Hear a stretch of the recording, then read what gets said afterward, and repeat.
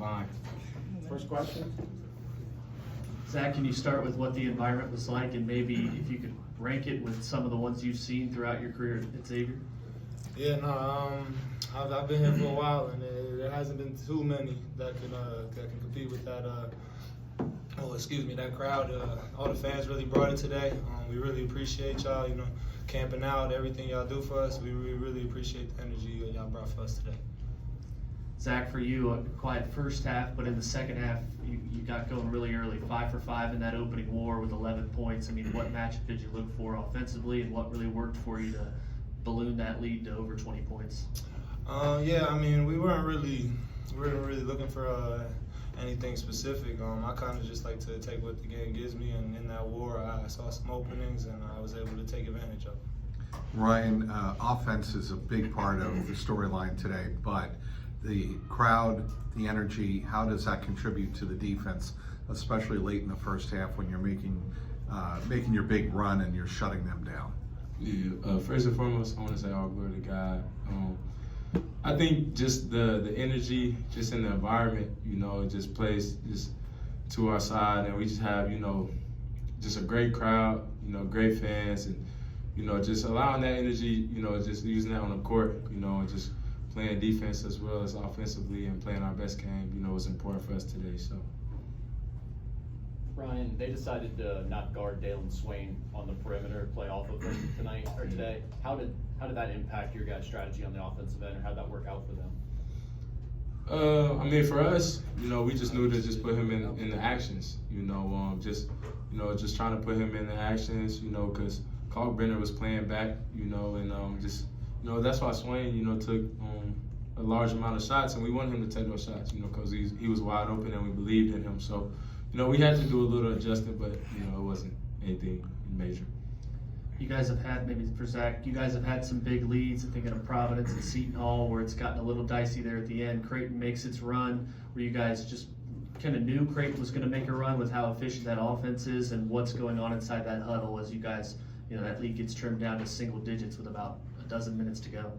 Yeah, I mean, Creighton is so deadly from the three-point line, so you always know that they're never out of a game. At any time they can bang 3 in a row, that's 9 points, and that's a very large swing in the game. So, Creighton's never out of a game, so Coach made a very big emphasis on just putting our foot down, not letting them back into it. Zach, how much does this define who you are as a team, this kind of run, 5 straight wins towards the end of the season? And do you guys, as a group, have a better identity of who you are as a team and what makes you successful? Yeah, I mean, I think it's a great skill to have, to be able to be at your best when your best is needed. So for our team to have our back against the wall and be able to play like this, it really does show a lot about, the guys on this team and the character they have. And yeah, I'm just personally just so thankful to be out on the floor playing basketball that I'm just going to give everything I have till it's over. Dante, do you guys talk at all about bracketology? You're trying to get an at-large bid, anything like that right now? First, piggybacking on what Brian said, I want to give all glory to God. But as a team, not much, believe it or not. I think it's more about, we try to stay in the moment, one game at a time and kind of focusing on that. And we understand that if we handle our business, that stuff will, we'll put ourselves in a pretty good position. So, I mean, it's more about, being focused on trying to win the games that's at hand. And we're going to enjoy this one, but then it's going to be on to our next one, which is Butler. So. You just personally, as a basketball junkie, though, your dad's a coach, you've been around basketball your whole life. I imagine March has always been a fun time of year for you. Do you find yourself looking at bracketology or anything like that this time of year? I personally try not to, because I think you could just get caught in. I mean, Coach Miller tells us that too, to try not to pay attention and get caught up in what you might see. Sometimes if I'm watching a game, you might see something on the TV like who's supposed to be in, who's supposed to be out. But outside of that, I try my hardest to, just watch basketball if I can, but just focus on what we got going on. Dante, how much fun is it playing in a game like this? Man, it's so fun.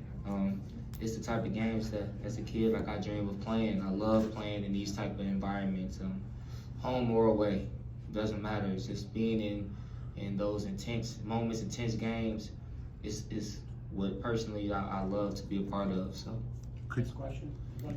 Could you feel that before the game? Could you sense it I saw you taking warm-up shots and Ryan shooting out there and greeting a couple of fans. Could you feel the energy? 100%.